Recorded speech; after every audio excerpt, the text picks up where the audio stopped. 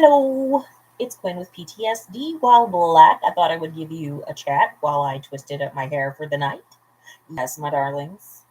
Um, so I need to come out and come clean about an addiction that I have, which is to tarot cards and tarot readings. Um, I have a serious addiction, and it makes my life unmanageable because I will either be doing readings on my own life or watching readings about my life. And it's like getting stuck into future tripping. I get sucked into future tripping of, ooh, this is a possibility.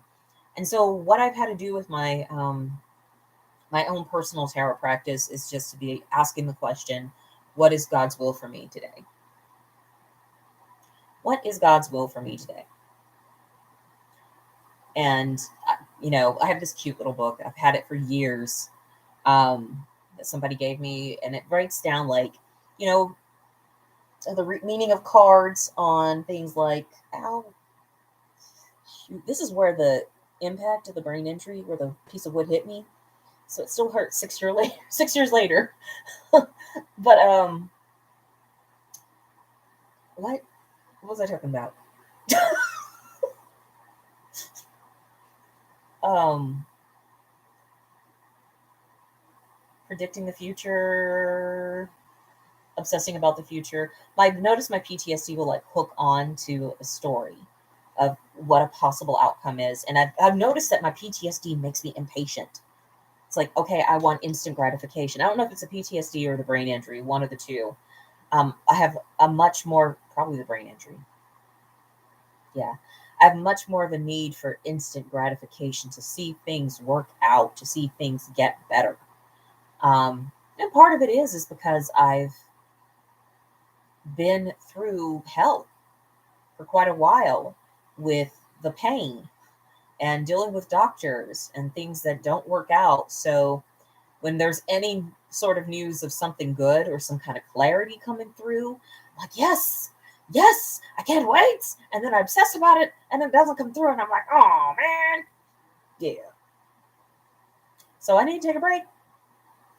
I need to take a break from tarot readings. And I just want to say to the tarot readers out there that I follow, thank you so much. I love the way that you guys do your readings.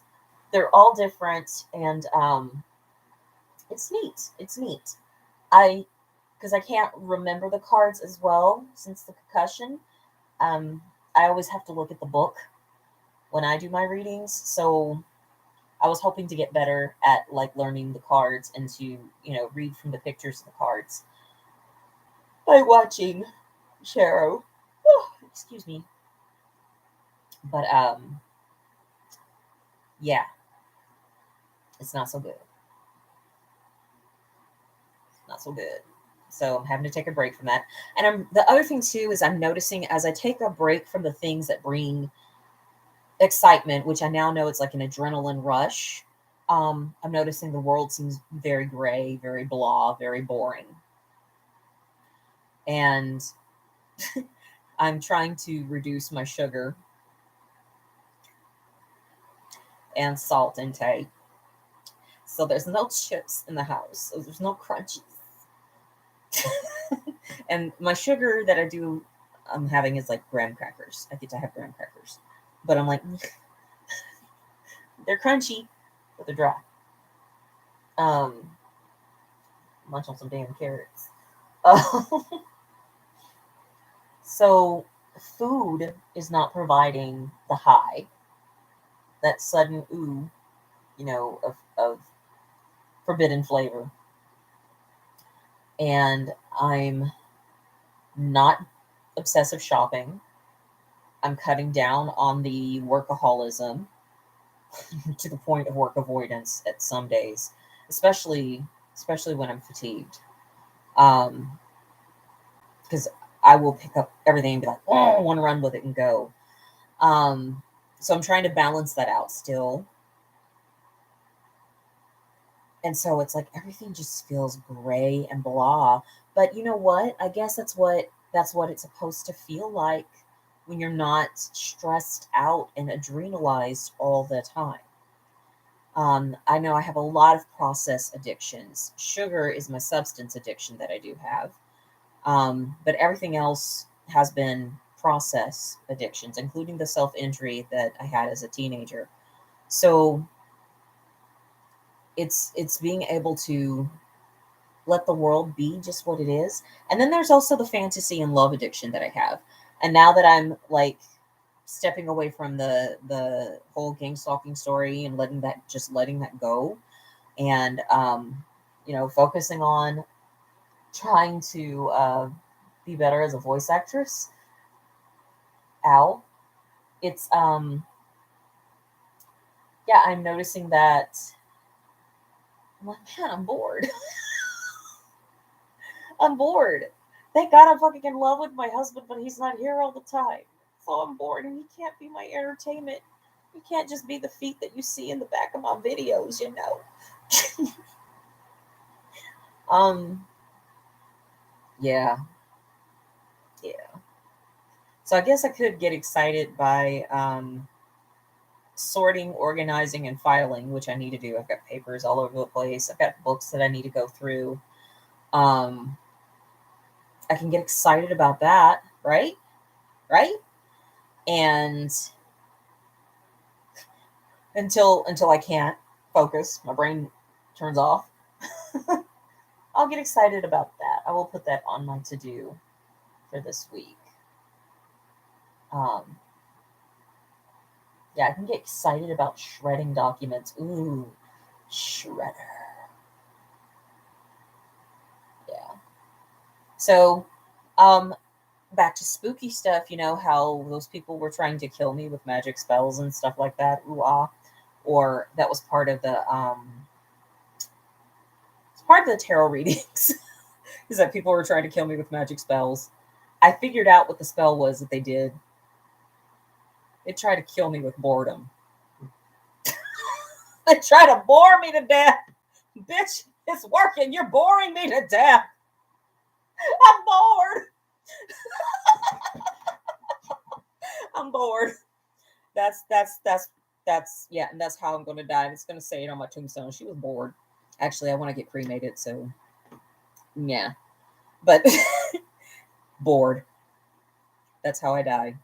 I die of boredom, which is the thing that I'm supposed to get used to not have an adrenalized life, to not have PTSD run the show, to have normalcy. So, yeah, I'm going to do some writing. That's one thing that I committed to do this week, was to try to do some writing as well on some like character stories. Because I have like, from tarot readings, I just some of the stories that are repetitive. I'm like, all right, I need to write out who these people are that have this stuff going on in their lives, because I have no idea what the hell this is, but it ain't me, you know. Um, but to write about these characters and how do they resolve their situations, how do they get assistance, how do they grow as people, how do they develop. So that's one of the things I wanted to do, and then also to like writing out the stories that I'd like to tell little Quinn, that she should have known. Should somebody, an adult, a family member, should have told her in her life that being an adult, it really is a rinse and repeat cycle, but you also have every right to thrive. You have every right to bring about joy, and then not everybody is going to be passionate about everything that you're passionate about, and that's okay. Like, that's totally okay. So I want to do some like, I guess letters to my little self. And yeah. Yeah. That's what I got going. And oh yeah, I'm revising my vision statement, doing one for 2022 to 2023. And so I can do some more writing on that. Ooh, it's gonna be so exciting. But yeah, they're killing me with boredom. That's how they're poisoning my mind. All right, I gotta go to bed. This man wants to go to sleep, but he's gonna get some snuggles first. Giving you all the snuggles. Yes, the snuggles. Oh, I don't know if I told you, but I do want to document this. Is that my husband told me one night that he thought I had a nightmare because I woke him up asking if he could snuggle with me. And I thought that was so cute because I'm like, no, it's just that means that on a subconscious level that I still love you a lot. And I just wanted some snuggles with my man. It's a squishy meat. It's so squishy. Yeah. All right. I'm going to take my butt to bed. Good night. Mwah.